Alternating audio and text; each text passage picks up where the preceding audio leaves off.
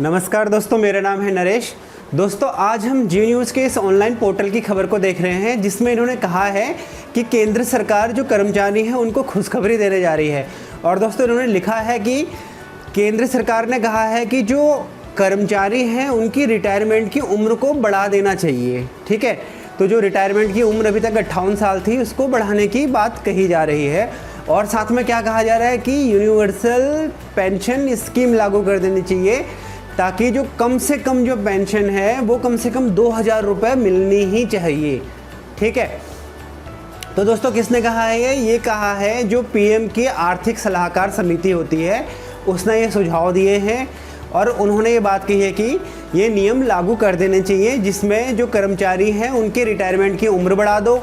इससे क्या होगा कि जो कामकाजी पुरुष हैं, कामकाजी जो स्त्रियां हैं, जो कामकाजी जो कर्मचारी हैं, उन नंबर ऑफ़ एम्प्लॉयज़ बढ़ जाएंगे। वो तो काम करने वाले लोगों की संख्या बढ़ जाएगी इससे, अगर हम रिटायरमेंट की उम्र को बढ़ा देते हैं। ठीक है, दूसरा इन्होंने इसमें और भी बहुत सारी बातें कही हैं, जैसे कि जो लोग 50 साल से ऊपर हैं उनको कुछ टेक्निकल ट्रेनिंग दी जाए ताकि वो और अच्छा काम कर सकें।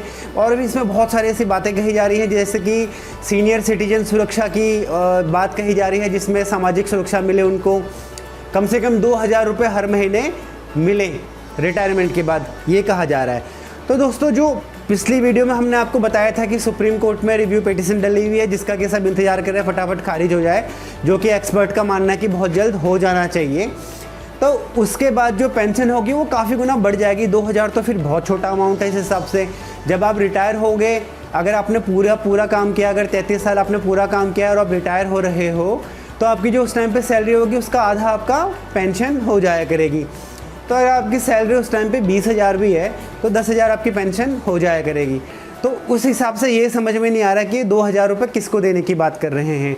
जो लोग ऑलरेडी रिटायर हो चुके हैं उनको पेंशन बहुत कम मिलती है, जिनको 1000, 1200, 1500 मिल रही है।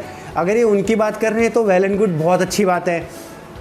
बट ये दोनों चीज़ें विरोधाभास पैदा करती हैं। एक तरफ ये कहते हैं कि हम सोच रहे हैं कि एम्प्लॉयज़ की जो एज है वो बढ़ा दी जाए काम करने की, ताकि 58 साल के बाद तक वो लोग काम करते रहें और बाद में रिटायर हों।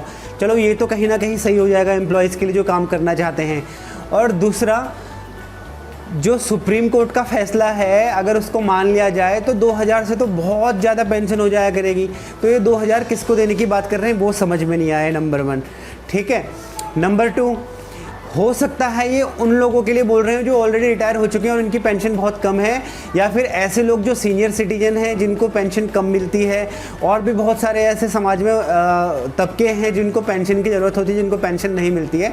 अगर ये उनकी बात कर रहे हैं तो बहुत अच्छा है, पर इसका खुलासा इसमें किया नहीं है कि किसकी बात हो रही है। यहाँ कर्मचारियों की बात करी जा रही है। ठीक है, तो दोस्तों आप लोग क्या सोचते हैं इस बारे में, आपकी क्या राय है, प्लीज़ कमेंट बॉक्स में कमेंट करके बताएं।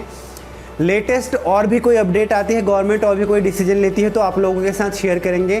दोस्तों इसके लिए प्लीज़ चैनल को सब्सक्राइब कर लीजिए और हाँ जो बेल आइकन है उसको ज़रूर दबाएं ताकि नेक्स्ट अपडेट हम आपके लिए लेके आएँ।